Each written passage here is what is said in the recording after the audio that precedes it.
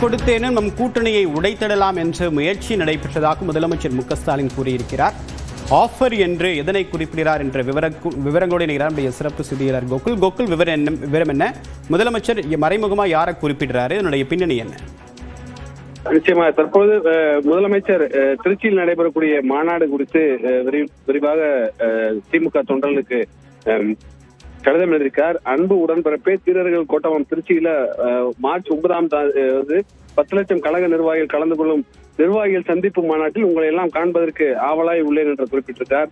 திராவிட model ஆட்சியில எண்ணற்ற நலத்திட்டங்களை செயல்படுத்தி தமிழ்நாட்டை முதன்மை மாநிலமாக உயர்த்தியுள்ளோம் என்றும் நமது அரசு இதனை சாதித்து காட்டியதற்கு நீங்கள் தான் அடித்தளம் என்றும் உங்களின் ஆதரவும் உழைப்பும் கொண்டுதான் நம் பயணத்தை தொடர்ந்திடுவோம் என்றும் அதற்கு துவக்கமாய் தீரர்கள் கூட்டமாம் திருச்சியில் திரள்வோம், திராவிட மாடல் 2.0 ஆட்சியை அமைப்போம், திரண்டு வா உடன்பிறப்பே என்ற உள்ளன்புடன் எழுதிய அந்த கடிதம் உடன்பிறப்புகள் உங்கள் கையில் தவழ்வதை மணக்கண்ணால் காண்கிறேன் என்று அவர் குறிப்பிட்டிருக்கார்.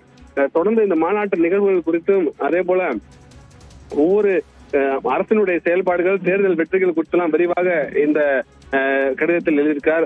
அரசியல் எதிரிகள் தங்கள் கட்சியின் வலிமை மீது நம்பிக்கை இல்லாமல் நம்முடைய கூட்டணி உடையாதா என்று ஏங்கி கிடந்தார்கள் என்றும் நம்மிடமிருந்து அவர்கள் வெளியேறி விடுவார்கள் என்றும் இவர்கள் பிரிந்து போக போகிறார்கள் என்றும் கனவில் கணக்கு போட்டு கற்பனை கோட்டைகளை கட்டிக் கொண்டிருந்தார்கள் என்றும் ஆஃபர் கொடுத்தேனும் நம் கூட்டணியை உடைத்திடலாம் என முயற்சி செய்தார்கள் என்றும் அவர்களின் கற்பனையையும் கனவுகளையும் ரசித்தபடியே நம்முடைய பணியை மேற்கொண்டோம் என்றும் முதலமைச்சர் குறிப்பிட்டிருக்கார்.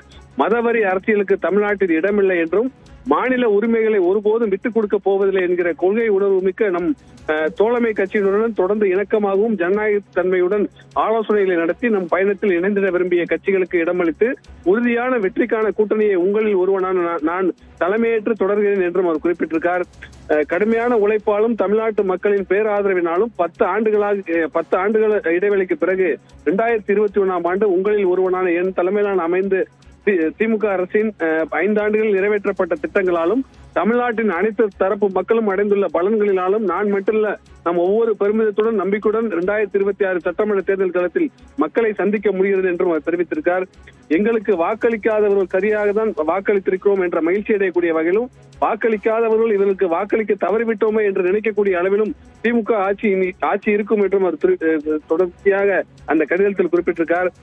அரசினுடைய திட்டங்கள் குறித்தெல்லாம் விரிவாக அந்த கடிதத்தில் குறிப்பிட்டுள்ள முதலமைச்சர் மண்டல வாரியாக இளைஞரணி நிர்வாகிகள் சந்திப்பு, மாநாடுகள், மகளிர் அணி வெல்லும், தமிழ் பெண்கள் மாநாடுகள் குறித்தெல்லாம் அவர் குறிப்பிட்டிருக்கார். மார்ச் 9 ஸ்டாலின் தொடரட்டும், தமிழ்நாடு வெல்லட்டும் என்ற பெயரிலான நிர்வாகிகள் சந்திப்பு பிரம்மாண்டமான தகவலுக்கு நன்றி கோகுல்.